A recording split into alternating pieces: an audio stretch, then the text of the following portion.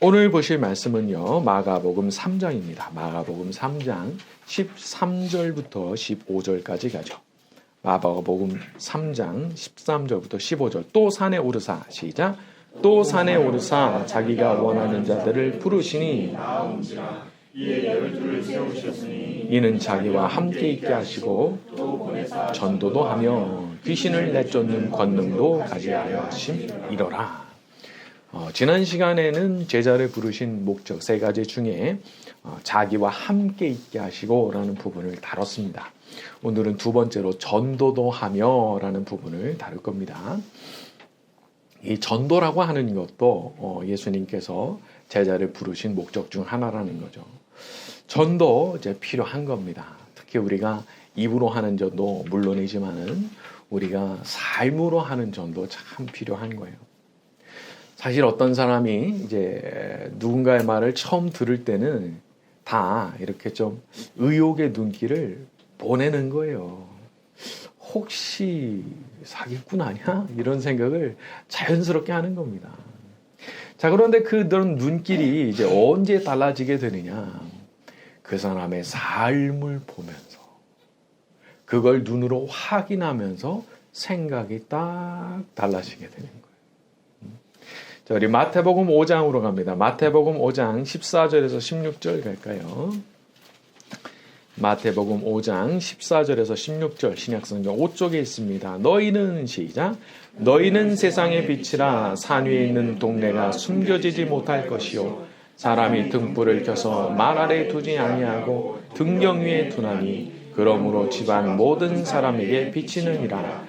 이같이 너희 빛이 사람 앞에 비치게 하여 그들로 너희 착한 행실을 보고 하늘에 계신 너희 아버지께 영광을 돌리게 하라. 너희는 세상의 빛이기 때문에 마치 저 높은 산 위에 있는 그 동네가 모든 사람의 눈에 뜨이는 것처럼 너희의 삶도 그렇게 다 눈에 띄게 될 거다. 이제 그런 말씀인 거예요. 그래서 너희의 빛이 사람 앞에 비치게 해서 그 착한 행실을 통해서 하늘에 계시는 너희 아버지께 영광이 돌려지게 하라. 그 말씀하신 거예요. 여러분, 우리가 착한 행실로 우리가 섬기는 하나님 아버지께 영광을 돌리게 될 때, 그때 사람들이 내가 진짜 신자고 내가 진짜 그리스도인이고 내가 진짜로 예수님의 제자로 살아가려고 하는 사람이라는 것을 알게 되는 거예요. 그리고 그때부터 내가 하는 말에 귀를 기울일 거예요. 왜냐하면 삶으로 보였거든요. 어떤 분이 그런 간증하시더라고요. 어떤 분하고 굉장히 이제 불화가 있었는데 하나님께서 마음속에 감동을 주시는데 사과하라고 그러시더래요. 사과하라고. 그래가지고 버티다가 못 견디겠어가지고 가서 믿지도 않는 분인데도 상대방이 안 믿는 분이에요. 가가지고 뭐라고 얘기를 했냐면 내가 섬기는 하나님이 당신한테 사과하라고 그러더라. 솔직히 내가 이런 말은 안 했으면 더 좋았을 텐데 나는 그렇게 잘못한 것 같지도 않다 솔직히. 근데 내가 섬기는 하나님이 당신한테 가서 사과하라고 그러기 때문에 내가 이렇게 왔고 용서를 구한다 말했다는 거예요. 근데 이분이 이제 얼마나 충격을 받았겠어요. 그 말을 들은 분이 이야 이게 뭐 희한하다 싶었겠죠. 근데 그분이 그 회사에서 이렇게 트러블이 많이 있었지만 이제 결국 그분이 퇴사하시고 나서 그분이 요즘에는 그 기독교 TV에서 설교 듣는데요. 안 믿던 분인데. 근데 그렇게 된 계기가 뭐냐면 그 계기. 자기한테 와서 내가 믿는 하나님이 당신한테 사과하라고 그런다. 그게 너무 충격을 받는 사건이었던 거예요. 그런 거죠. 그러니까 이게 요새는 누가 뭘 말한다고 해서 쉽게 믿는 시대가 아니잖아요. 봐야 되거든요. 로마 시대 때 그렇게 박해가 극심해서도 그리스도인 되는 사람들이 많았다고 그러죠. 왜 그랬을까요? 삶이 달라. 그렇게 극심한 박해가 있는데도 사람들이 삶이 달라요. 그걸 보고 충격을 받은 거예요. 근데 그런 식의 전도가 오늘날도 정말 필요한 거죠. 자, 우리가 부족하지만 우리도 마음의 소원은 가져야 되는 거예요. 저의 부족한 이 삶을 통해서도 하나님께 영광이 돌려지게 해주시고 저의 삶을 통한 전도도 이루어지게 하여 주옵소서. 우리 모두의 기도가 되기를 바랍니다. 자, 세 번째는요, 제자된 목적 세 번째, 귀신을 내쫓는 권능을 주려고 하셨다는 겁니다. 여러분 한번 생각해 보세요. 만약 이게 이 귀신을 내쫓는 권능이 전혀 필요한 게 아니었다 그러면은 예수님은 왜 그걸 주려고 하셨을까요? 그러니까 나는 그런 거 필요 없는데 이게 아닌 거예요. 예수님께서 주려고 하셨다는데 그게 무슨 얘기겠어요? 필요하다 말이거든요. 필요하다. 시험이라고 하는 것은 어디서나 일어나고 악한 영들의 공격이라고 하는 것은 때와 장소를 가리지 않고 일어납니다. 언제 어디서 어떤 방식으로 일어날지 몰라요.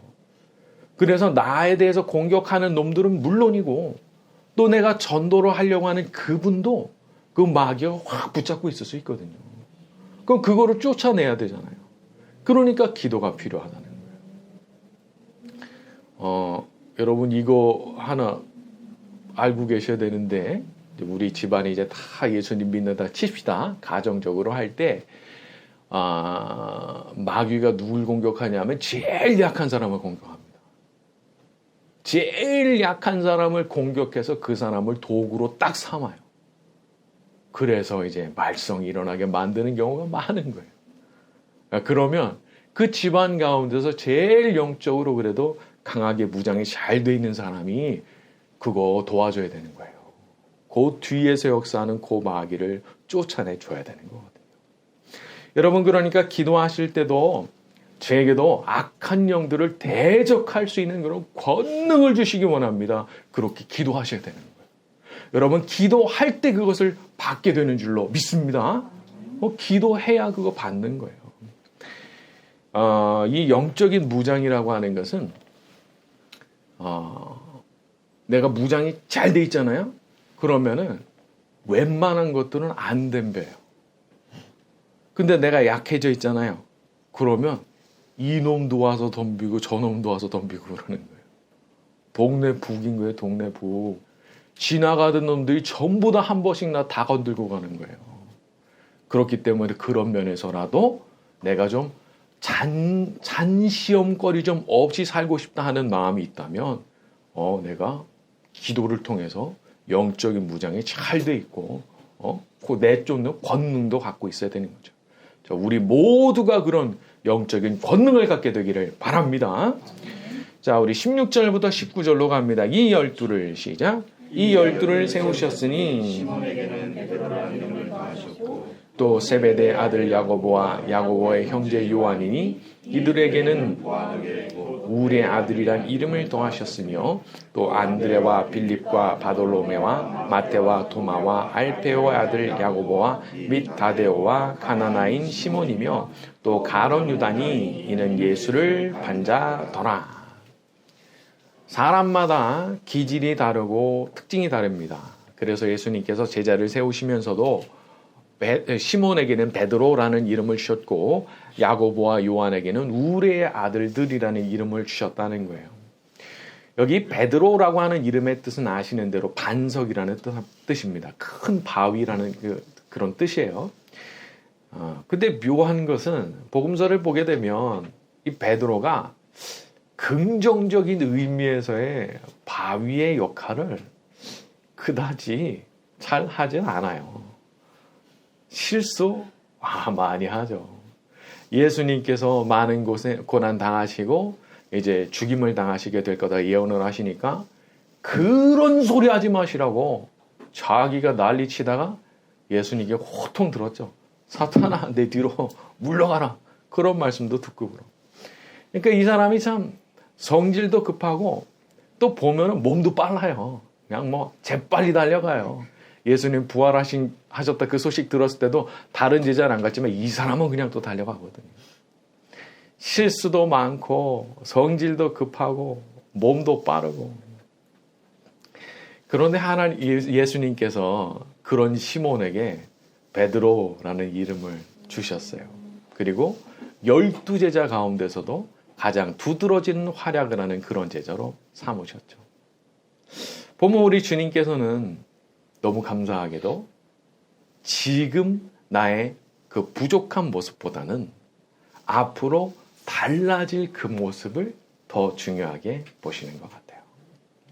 우리가 이런 고백을 할 때가 있죠. 왜 저 같은 인간을 택하셨습니까? 왜 저 같은 인간을 버리지 않고 끝까지 사랑해 주십니까?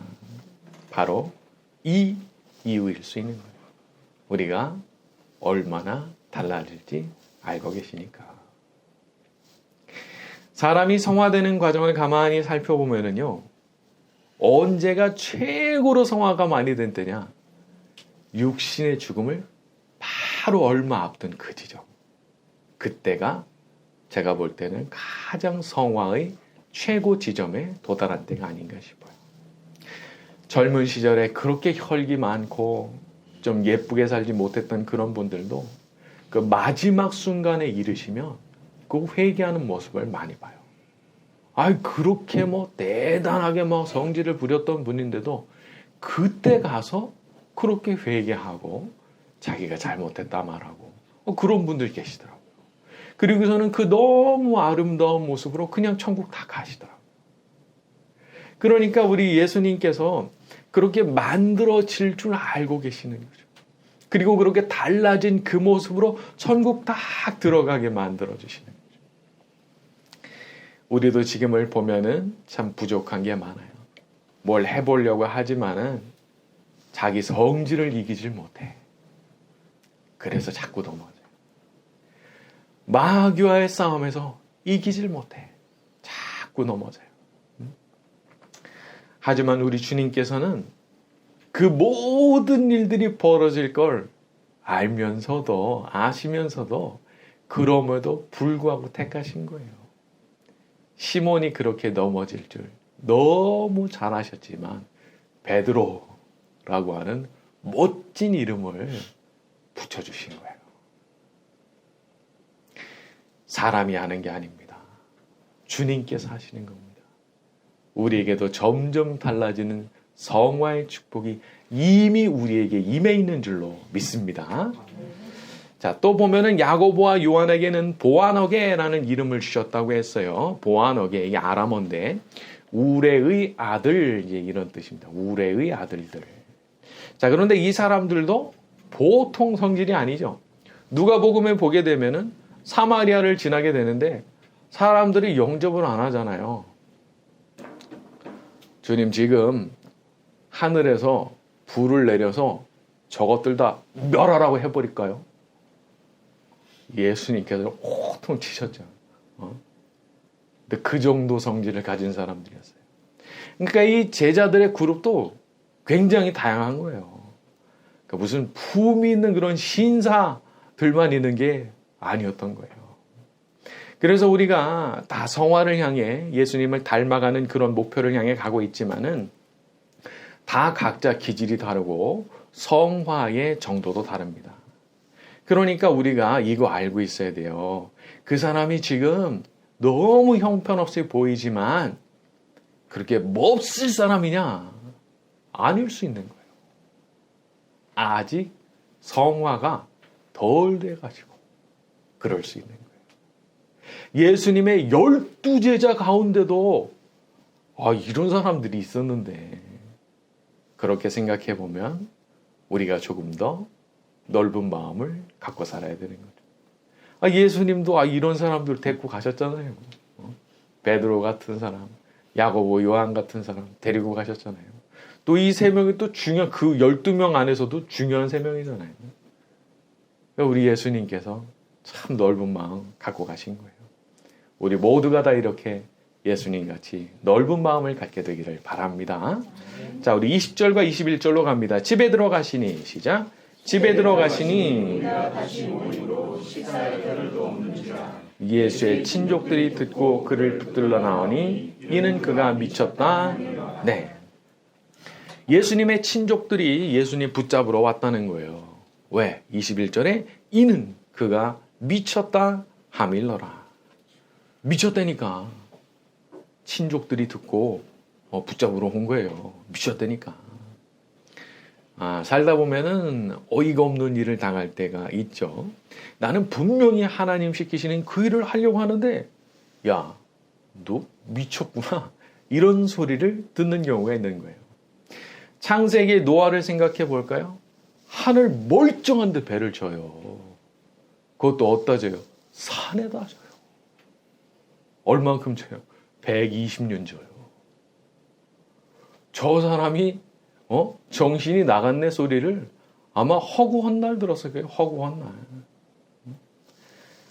하지만 그런 거 이제 모르는 일인 거죠.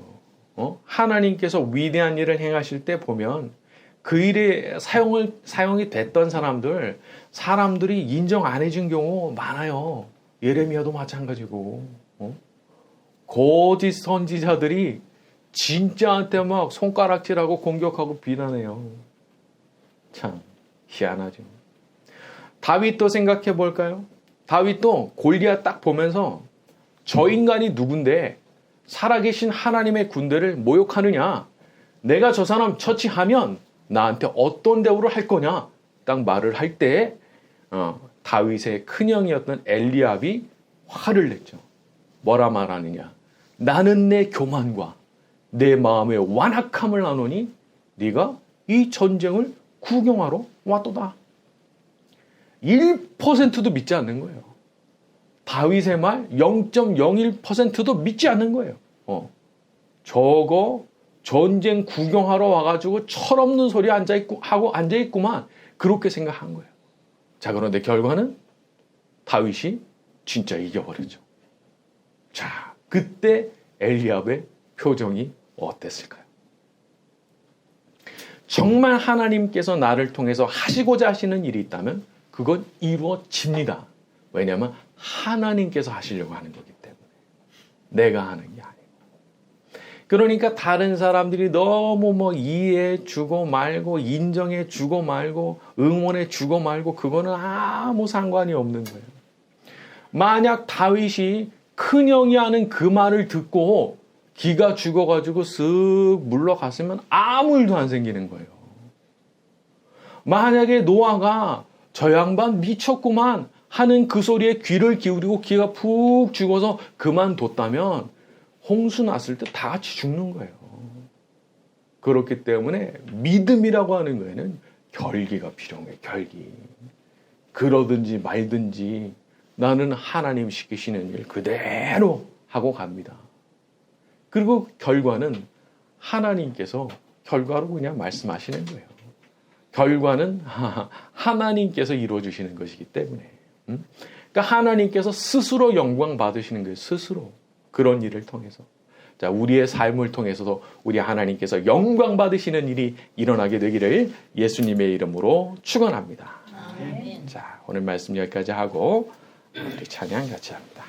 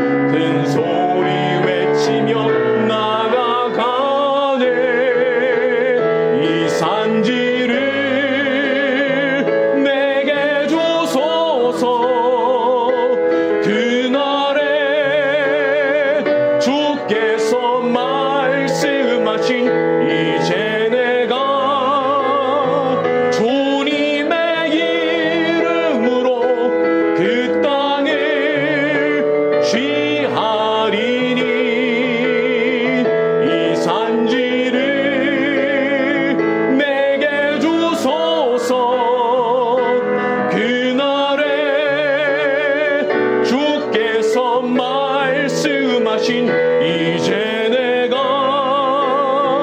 주님의 이름으로 그 땅을 취하리니 주님이 주신 땅으로 한 걸음씩 나아갈 때에 수많은 적들과 견고한 성이 나를 두렵게 하지만 주님을 신뢰함으로 주님을 의지함으로 주님이 주시는 담대함으로 큰 소리 외치며 나아가네. 이 산지를 내게 주소서. 그날에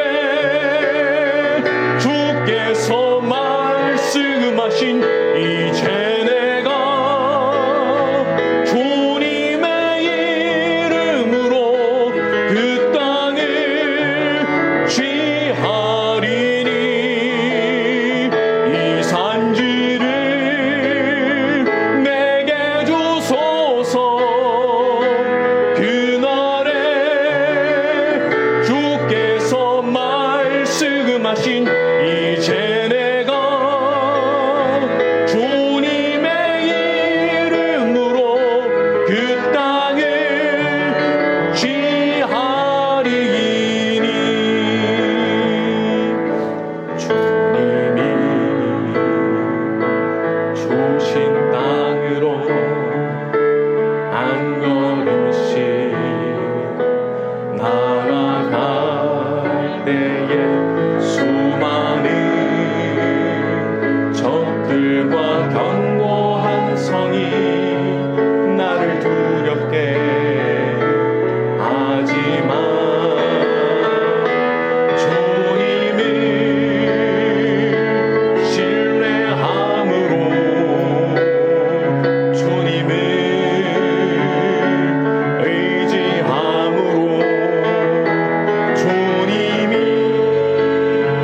주시는 담대함으로 큰 소리 외치며 나아가네. 이 산지를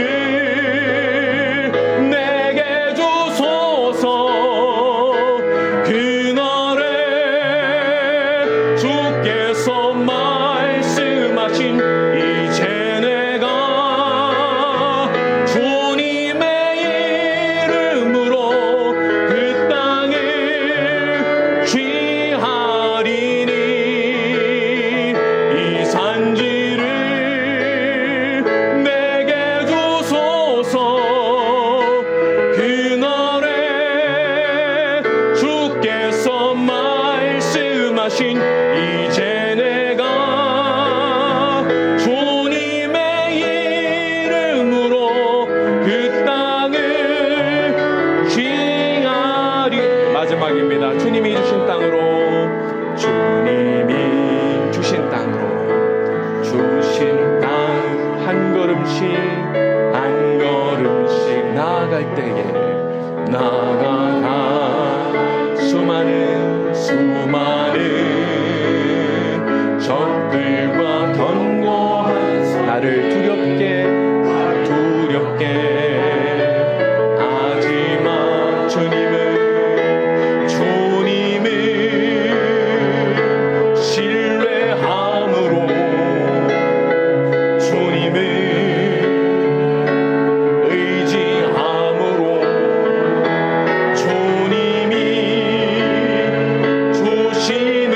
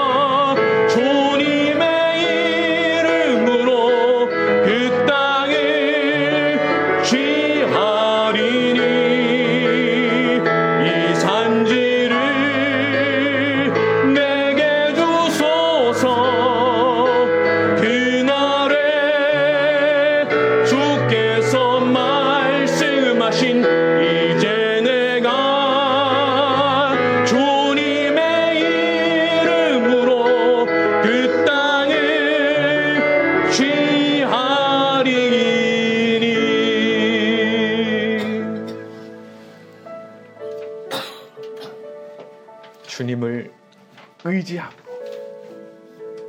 주님을 신뢰함으로 큰 소리 외치며 나아갑니다. 저희의 삶의 자리에도 주님의 기적이 일어나는 것을 보게 하여 주시옵소서. 하나님의 살아계심을 사람이 증명하는 것이 아니라 하나님께서 친히 증명하시는 것을 보기 원합니다.